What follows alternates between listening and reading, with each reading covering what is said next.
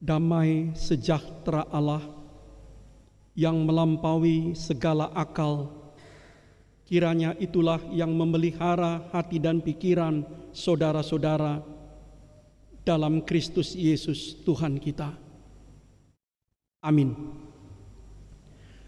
Jemaat Tuhan, secara khusus kaum muda di HKBP Palembang, saya harus memperkenalkan diri. Saya Pendeta Daniel Taruliasi Harahap, istri saya Marta Siregar. Sekarang kami melayani di Tarutung, di kantor pusat HKBP sebagai Kepala Departemen Marturia.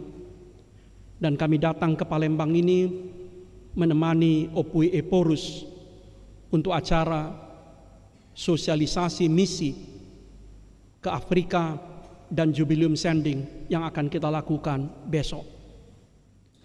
Tapi sore ini saya bukan hanya merasa kembali ke rumah, tapi kembali muda. Tahun 1991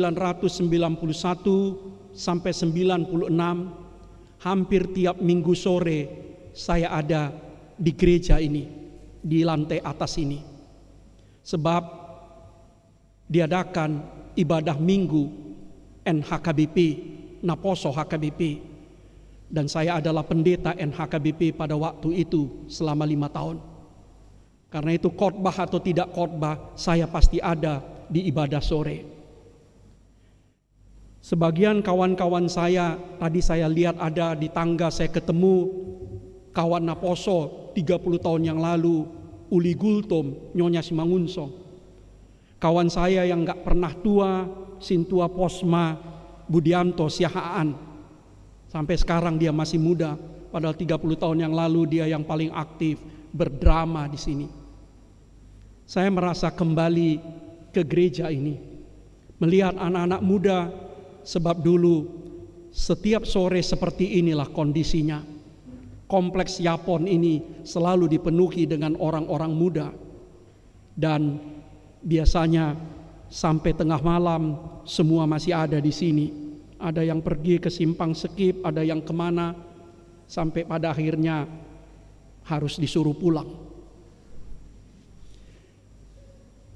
Saya gembira ada di sini. Tapi kita harus masuk dalam khotbah. Khotbah hari ini diambil dari 1 Samuel pasal yang ke-8. Ayat 4 sampai 14. Saya akan baca sampai ayat 14. Demikian bunyinya. Mari ikuti dalam hati kita. Sebab itu berkumpullah semua tua-tua Israel. Mereka datang kepada Samuel di Rama dan berkata kepadanya, "Engkau sudah tua dan anak-anakmu tidak hidup seperti engkau. Maka angkatlah sekarang seorang raja atas kami, seperti pada segala bangsa-bangsa lain." Waktu mereka berkata, "Berikanlah kepada kami seorang raja untuk memerintah kami," perkataan itu mengesalkan Samuel. Maka berdoalah Samuel kepada Tuhan. Tuhan berfirman kepada Samuel, "Dengarkanlah perkataan bangsa itu dalam segala hal yang dikatakan mereka kepadamu, sebab bukan kau yang mereka tolak, tapi akulah yang mereka tolak, supaya jangan aku menjadi raja atas mereka. Tepat seperti yang dilakukan mereka kepadaku sejak hari aku menuntun mereka keluar dari Mesir sampai hari ini, yakni meninggalkan daku dan beribadah kepada Allah lain. Demikianlah juga dilakukan mereka kepadamu. Oleh sebab itu, dengarkanlah permintaan mereka. Hanya peringatkanlah mereka dengan sungguh-sungguh dan beritahukanlah kepada mereka apa yang menjadi hak raja yang akan memerintah mereka." Dan Samuel menyampaikan segala firman Tuhan kepada bangsa itu yang meminta seorang raja kepadanya. Katanya, "Inilah yang menjadi hak raja yang akan memerintah kamu itu. Anak-anakmu laki-laki akan diambilnya, dan dipekerjakannya pada keretanya dan pada kudanya, dan mereka akan berlari di depan keretanya. Ia akan menjadikan mereka kepala pasukan 1.000 dan kepala pasukan 50. Mereka akan membajak ladangnya dan mengerjakan penuaian baginya. Senjata-senjatanya dan perkakas keretanya akan dibuat mereka. Anak-anakmu perempuan akan diambilnya sebagai juru campur rempah-rempah, juru masak dan juru makanan. Selanjutnya, dari ladangmu, kebun anggurmu dan kebun zaitunmu akan diambilnya yang paling baik dan akan diberikannya kepada pegawai-pegawainya. Sampai demikian pembacaan kita. Saudara-saudara, teks yang baru kita baca ini berasal dari masa transisi kepemimpinan bangsa Israel dari zaman hakim-hakim kepada zaman raja-raja atau monarki. Sedikit pengetahuan Alkitab. Sejak Israel merdeka keluar dari perhambaan Mesir, mereka dipimpin langsung oleh Tuhan melalui Musa. Ketika Musa wafat, dia digantikan oleh Yosua. Dan ketika Yosua wafat, maka mulailah zaman ketika Israel dipimpin oleh para hakim. Istilah hakim di sini jangan diartikan seperti hakim pada masa sekarang. Istilah hakim di sini dalam bahasa Ibrani sofet adalah pemimpin politik, pemimpin militer, pemimpin karismatik yang dilangkat oleh Tuhan sendiri, bukan sekedar untuk urusan pengadilan atau judicial. Nama-nama mereka bisa kita baca dalam kitab-kitab hakim-hakim dan juga 1 Samuel itu. Misalnya Otniel, Ehud, Samgar, Deborah dan Barak, Gideon, Yefta, Ebzan, Simson, Eli, Samuel. Dan kemudian nanti ada 2 anaknya yang tidak beres, yaitu Yoel dan Abia. Pada waktu itu Israel tidak punya raja. Mereka dipimpin oleh hakim, oleh pemimpin karismatik. Para hakim ini tidak bangun ibu kota. Mereka tidak membangun birokrasi. Mereka tidak membangun istana. Dan mereka tidak punya pegawai. Mereka hanya mengandalkan karisma, mengandalkan kepemimpinannya individual, hubungannya kepada Tuhan. Nah, sebab itu kondisi tidak stabil. Karena apa? Karena begitu seorang hakim mati, maka terjadilah kevakuman dan keadaan menjadi tidak stabil. Nanti kita bisa baca dalam Hakim-Hakim 17 ayat 6, Hakim-Hakim 21 ayat 25, ketika dikatakan di sana tidak ada pemimpin, orang Israel masing-masing berbuat sesuka-sukanya apa yang dianggapnya benar. Saudara-saudara, mungkin permintaan umat Israel akan monarki karena kondisi tidak stabil, apalagi dipicu oleh 2 anak Samuel yang menggantikan dia di usia tuanya ternyata tidak sama seperti Samuel. Mereka korup, mereka hidup tidak benar, dan karena itu umat itu lewat para tua-tua meminta, angkatlah bagi kami seorang raja. Mereka kepingin punya sistem pemerintahan kerajaan yang lebih mapan, lebih established, dan mereka anggap itu lebih baik daripada kepemimpinan hakim-hakim. Nah, saudara-saudara, itulah awalnya. Nah, apa yang bisa kita petik dari sana? Sebetulnya sangat sulit untuk menangkap sebuah pesan jika kita hanya membaca 1 Samuel 8 itu. Kita harus baca kitab-kitab hakim itu secara keseluruhan. Kita harus baca kitab 1 dan 2 Samuel dan dilanjut dengan 1-2 raja-raja, supaya kita bisa menangkap inilah pesannya kepada kita sekarang. Zaman sudah berubah. Sistem kepemimpinan, sistem pemerintahan, sistem organisasi di zaman kita sekarang sudah sangat berbeda dari di zaman Samuel pada waktu itu. Pada waktu itu kepemimpinan mereka sangat individual. tidak ada birokrasi, tidak ada sistem pengadilan, tidak ada legislatif. Dan karena itu kita tidak bisa serta-merta menerapkan apa yang terjadi dulu dalam kehidupan kita sekarang. Saudara-saudara, kalau kita baca seluruh kitab hakim-hakim itu dengan semua dinamikanya, karena banyak juga di situ hakim yang tidak beres. Kita baca kitab Samuel dan raja-raja, apa yang bisa kita petik? Ternyata semua manusia, termasuk raja atau hakim sekalipun, potensial untuk berbuat keliru, khilaf, atau salah, bahkan bisa jadi jahat. Ternyata semua manusia, termasuk raja, termasuk hakim, pemimpin agama, pemimpin masyarakat yang diangkat oleh Tuhan, bisa keliru, bisa salah, bahkan bisa jahat. Dan menurut saya, itu kebenaran sampai sekarang, sampai akhir zaman. Zaman dahulu atau zaman sekarang, semua manusia, dia memang punya potensi untuk berbuat baik, tapi dia juga punya kemampuan untuk berbuat jahat, berbuat salah, berbuat memalukan. Saudara-saudara, tentu pernah mendengar ada gium yang terkenal dari Lord Acton yang mengatakan, powers tend to be corrupt and absolute power corrupt absolutely. Kekuasaan itu cenderung dimanipulasi, dan kekuasaan yang absolut pasti akan dimanipulasi. Ada gium Lord Acton itu sangat alkitabiah. Raja Daud menyalahgunakan kekuasaannya. Kita bisa baca dalam Alkitab, ketika Raja Daud menggunakan kekuasaannya untuk mengambil istri orang, Batseba, dan membunuh suaminya. Salomo menyalahgunakan kekuasaannya. Dia mengambil istri sebanyak-banyaknya dan kemudian menyimpang dari Tuhan. Hakim Simson menyalahgunakan kekuatannya untuk bermain-main, memuaskan dirinya.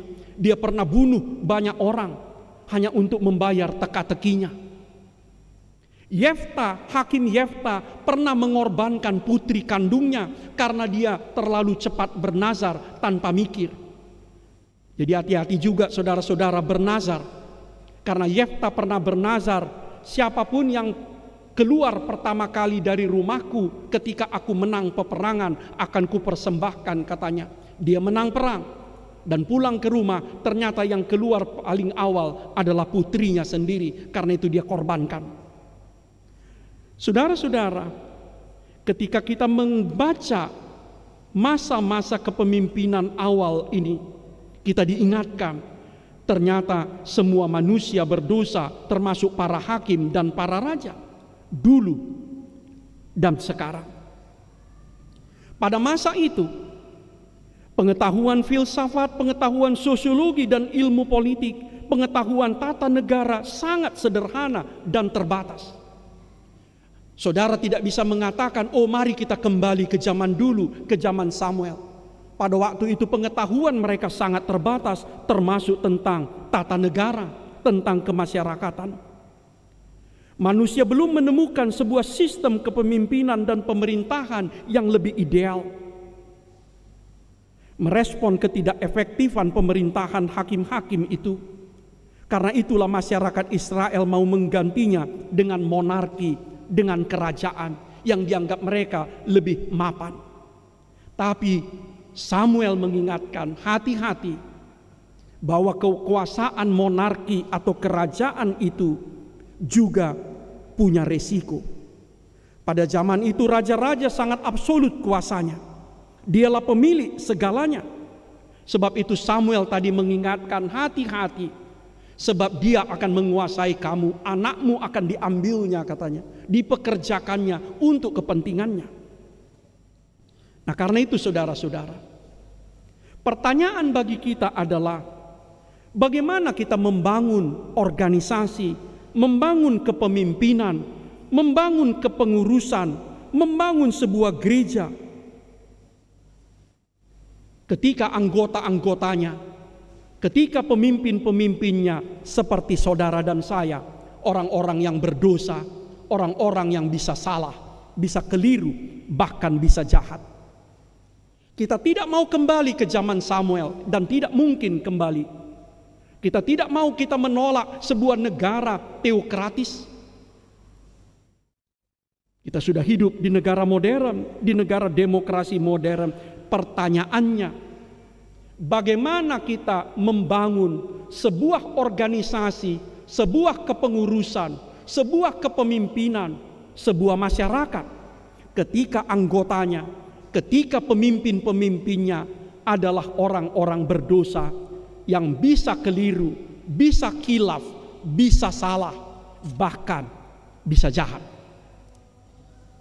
Untuk itu ada 4. Pertama, semua manusia dulu atau sekarang, hakim atau raja, nabi atau imam, apapun, dimanapun, kapanpun, siapapun dia, tidak boleh diberi kekuasaan tanpa batas.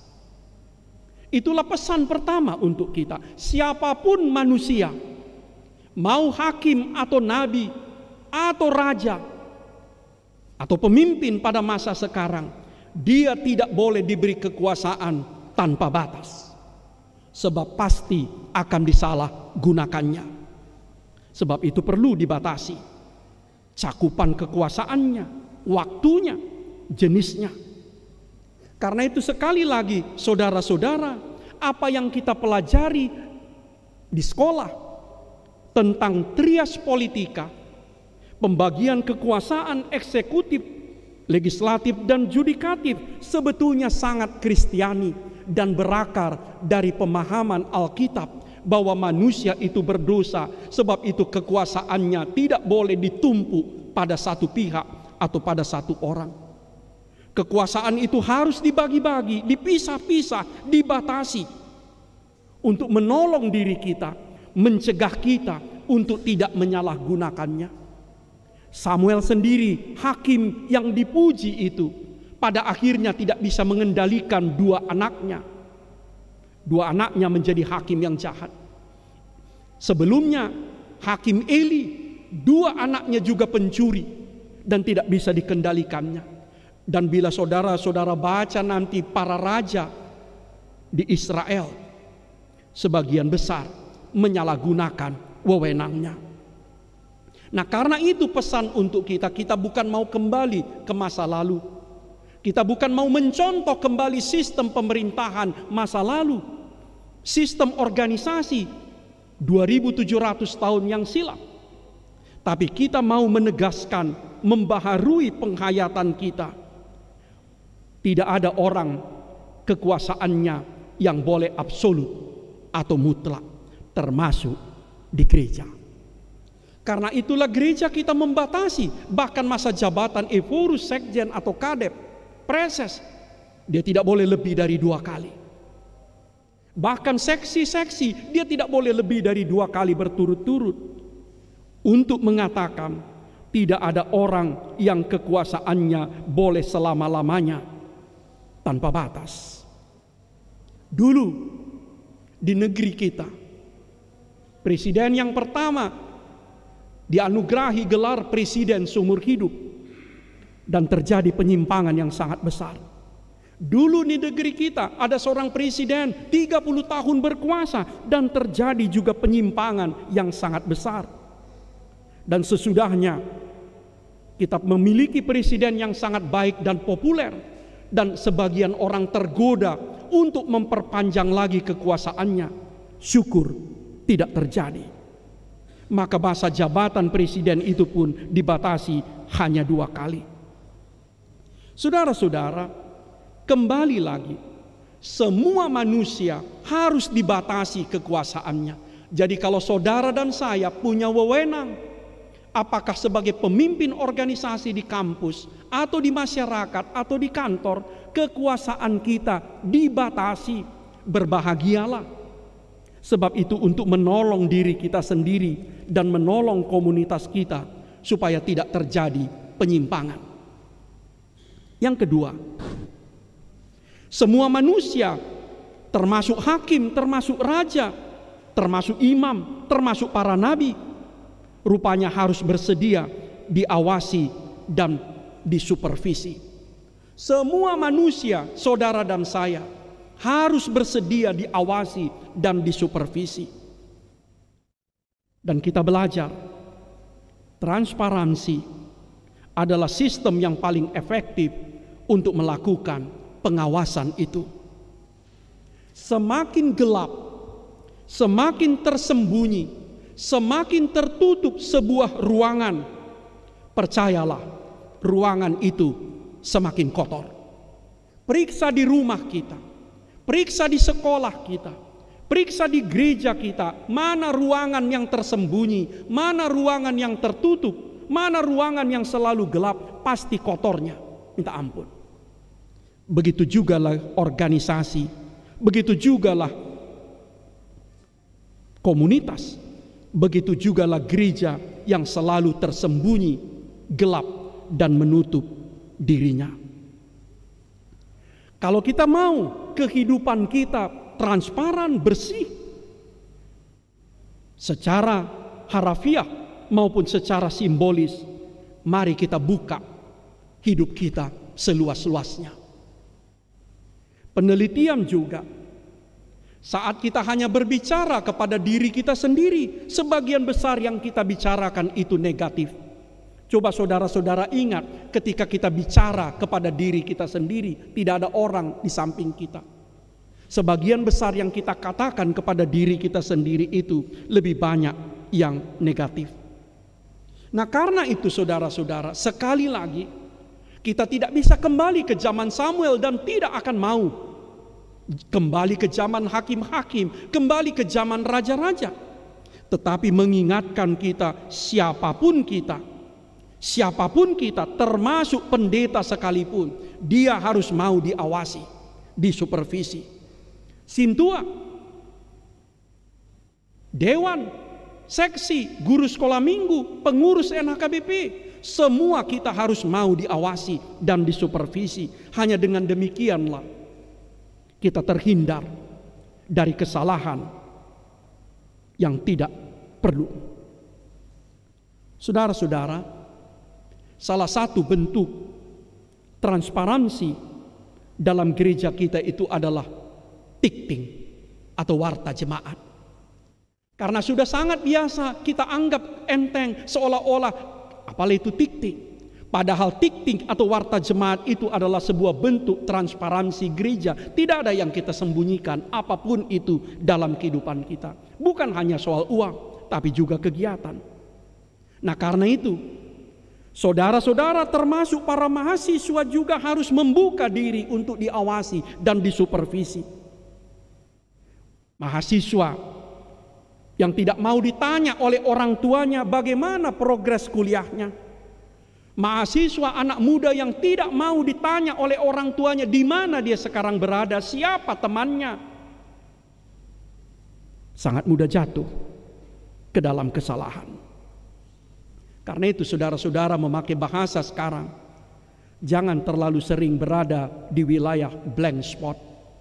Jangan terlalu sering berada di wilayah blank spot, di wilayah tanpa sinyal, di mana saudara dan saya tidak bisa dijangkau, tidak bisa disentuh oleh orang lain. Raja nggak bisa diawasi. Raja tidak bisa diawasi dan raja tidak mau disupervisi. Orang yang tidak mau diawasi, orang yang tidak mau disupervisi, sebetulnya sadar atau tidak sadar menempatkan dirinya sebagai raja. Menempatkan dirinya sebagai raja, sebagai penguasa. Saudara-saudara, siapapun kita, bukan hanya hakim-hakim, bukan hanya raja-raja, kita harus mau diawasi. Kenapa?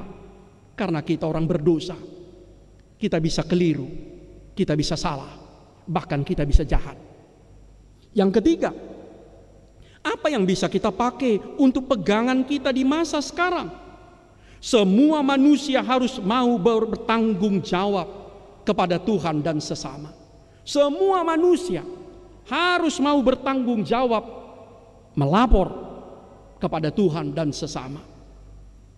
Saudara-saudara, raja-raja zaman dahulu dipandang sebagai ilah atau dewa. Karena itu mereka merasa tidak perlu bertanggung jawab kepada siapapun. Dan Alkitab mengkritik pandangan itu. Raja-raja Israel diminta pertanggungjawabannya oleh Tuhan. Satu contoh, Daud. Ketika Daud menyalahgunakan kekuasaannya, Nathan datang ke istana dan menuding ke muka Daud, "Kaulah penjahat itu," katanya. Saudara-saudara, hanya Tuhan Allah yang tidak perlu bertanggung jawab. Hanya Tuhan Allah yang tidak perlu membuat laporan. Semua kita, saudara dan saya yang bukan Tuhan, semua kita yang bukan Tuhan harus bertanggung jawab dan harus mau membuat laporan. Termasuk pendeta. Termasuk kami pendeta.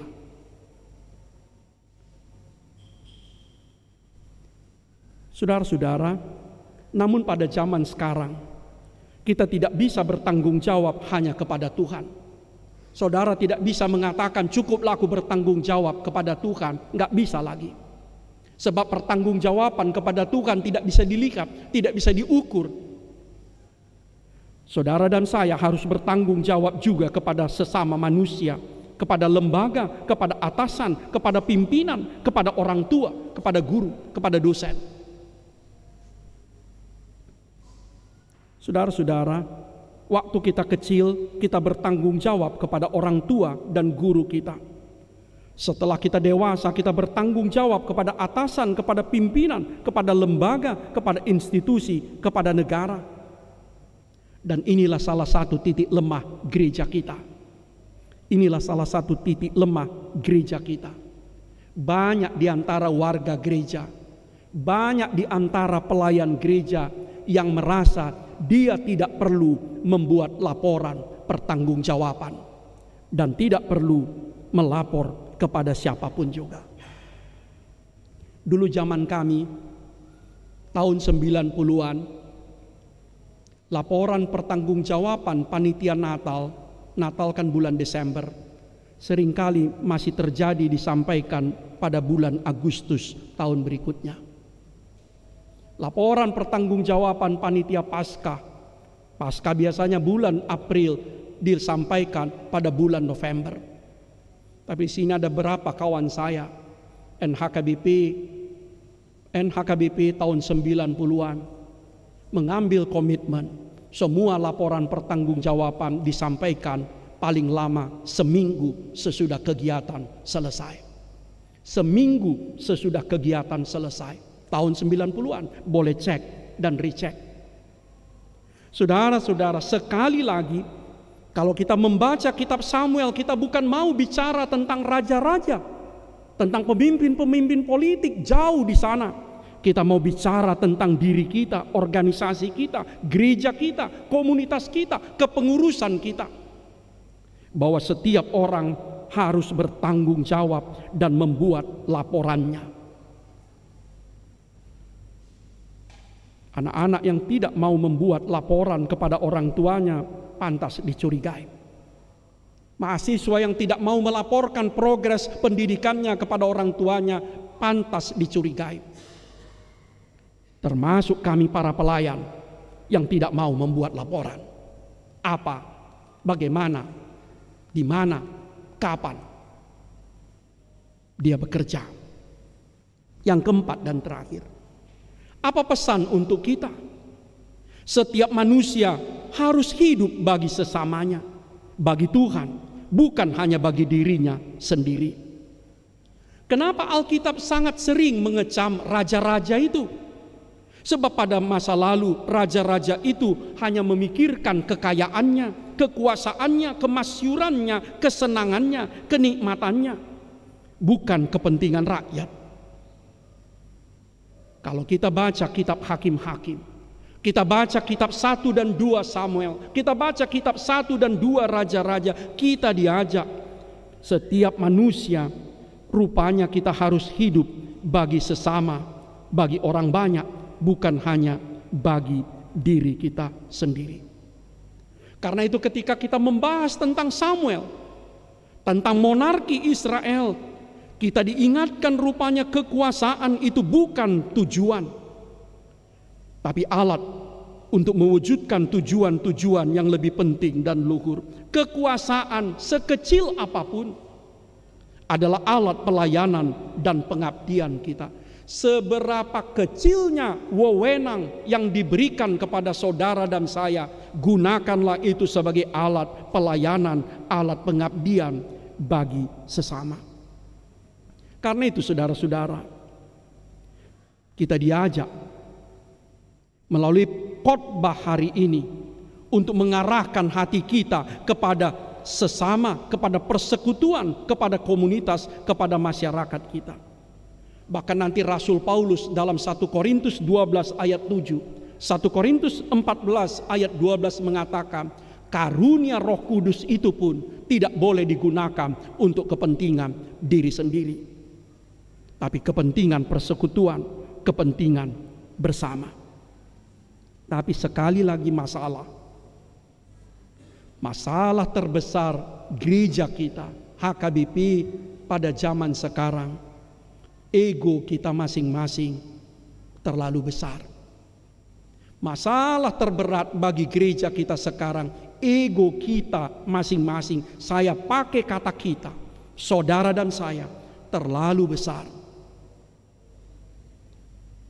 Penyakit narsisme, mencintai diri sendiri kita sudah terlalu parah,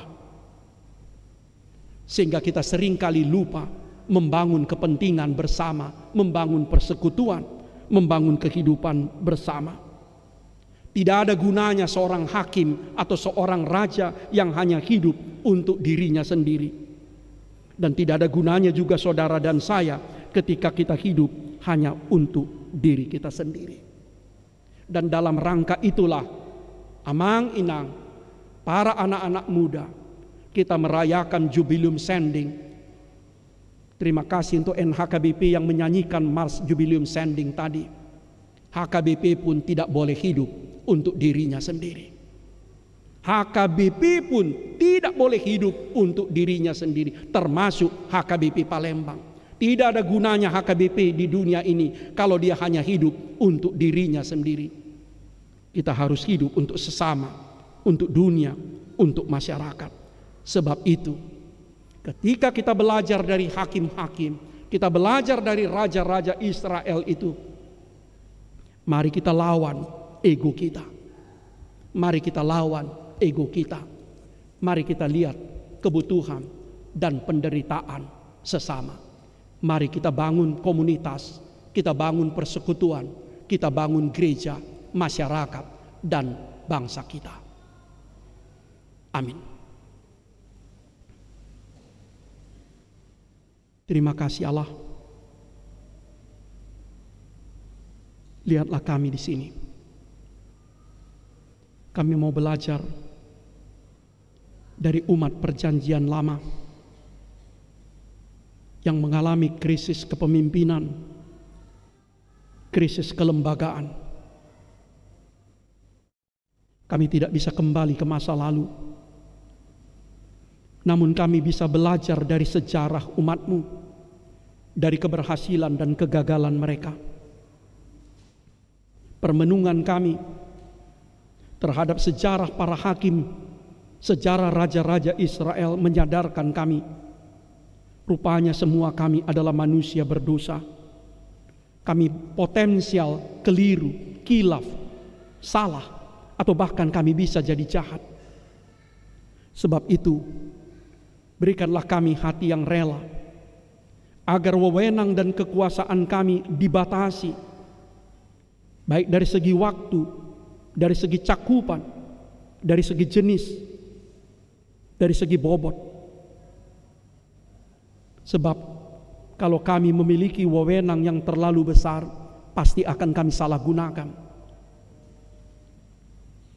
Ya Tuhan, berikan kami hati yang rela untuk hidup dalam terang, Berikan kami kerelaan untuk selalu diawasi, didukung, disupervisi. Jauhkan dari kami kesombongan, juga kesombongan rohani, seolah-olah kami dapat melakukan seorang diri segala-galanya. Sebab kami hanyalah manusia yang berdosa, yang bisa jatuh, bisa gagal. Namun terima kasih, Kau memakai kami sebagai alat-Mu. Terima kasih ya Allah, firman-Mu mengingatkan kami, supaya kami bertanggung jawab kepada Tuhan dan kepada sesama. Sadarkan kami Tuhan, berikan kami kerendahan hati. Kami senantiasa harus melapor, kami senantiasa harus mempertanggungjawabkan semua tindakan, kinerja, tugas dan pekerjaan kami.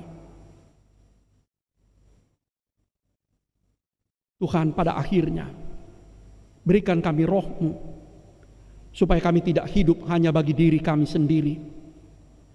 Apapun profesi, berapapun wewenang yang Tuhan berikan kepada kami, dimanapun kami berada, biarlah kami gunakan semua kekuasaan wewenang yang ada pada kami untuk melayani sesama, untuk kebaikan bersama kami.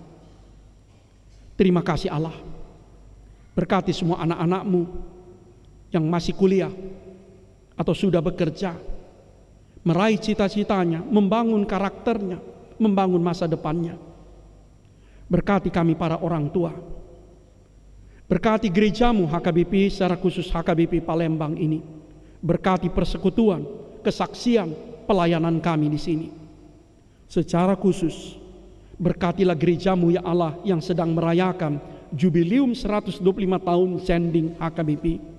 Biarlah ini kami pakai menjadi momentum bagi kami kembali bergerak mengabarkan Injil Tuhan ke seluruh dunia demi nama Kristus. Amin.